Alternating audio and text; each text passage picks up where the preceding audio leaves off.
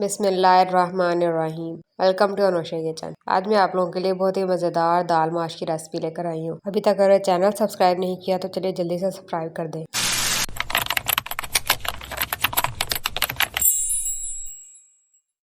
ये बनाना स्टार्ट करते हैं। सबसे पहले हम दाल को बॉईल करेंगे। 1 लीटर मैंने पानी डाला है और ½ टीस्पून नमक डाल दें और साथ ही सोक की हुई दाल तकरीबन आधा घंटा पहले आपने इसको भिगो के रख देना है। वो वाली दाल आपने इसमें ऐड कर देनी है और ढककर इसको पका लेना है।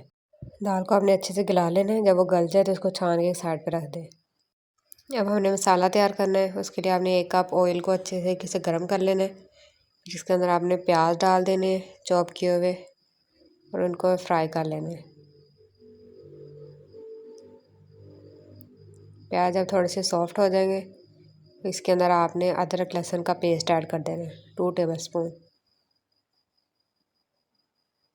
इसको डाल के आपने 1 से 2 मिनट के लिए इसको मज़ीद पका लेना है। अब आप इसके अंदर 4 से 5 हरी मिर्चें डाल दें। 1 मिनट के लिए इसकी भुनाई कर लें। देखिए 1 मिनट हो चुका है। अभी आपने यहाँ पे टमाटो पेस्ट डाल देना है। ½ कप के करीब इसमें पेस्ट ऐड किया है।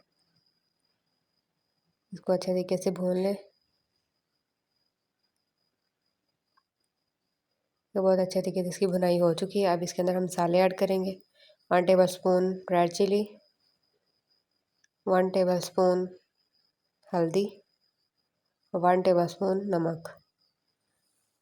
सब मसालों को अच्छे तरीके से मिक्स कर लें और इनकी अच्छे से भुनाई कर लेंगे।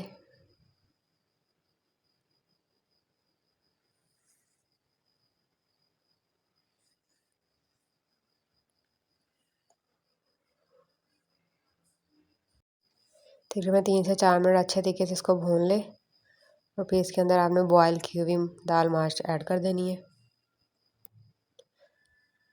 और इस दाल को हमने मसाले के साथ अच्छे तरीके से भूनना है।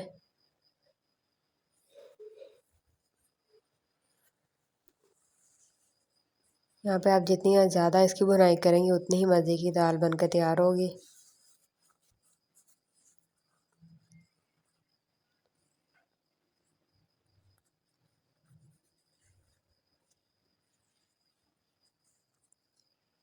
पाँच से 7 मिनट के लिए आपने इसको अच्छे तरीके से भून लेना है ताकि दाल के अंदर भी सारे फ्लेवर्स ऐड हो जाएं। अच्छे तरीके से इस मसाले को भून लें।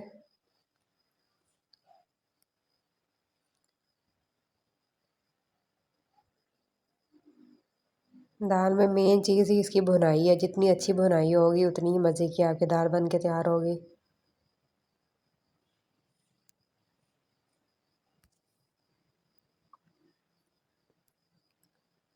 देखिए बहुत अच्छे से दाल भून चुकी है और इसका ऑयल भी सेपरेट हो गया है।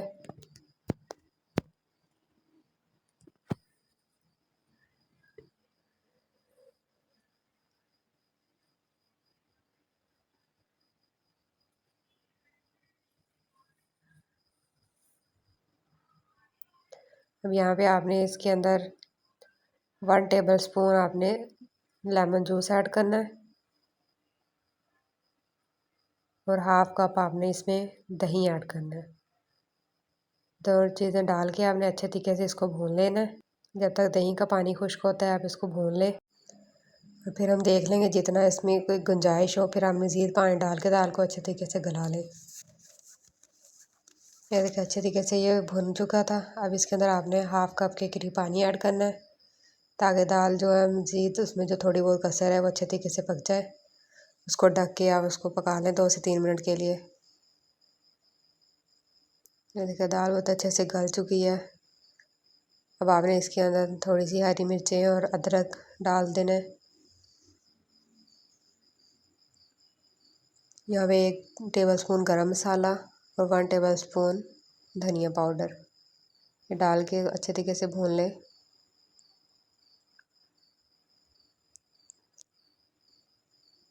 इसको 1 मिनट के लिए आपने ढक के भून लेना है।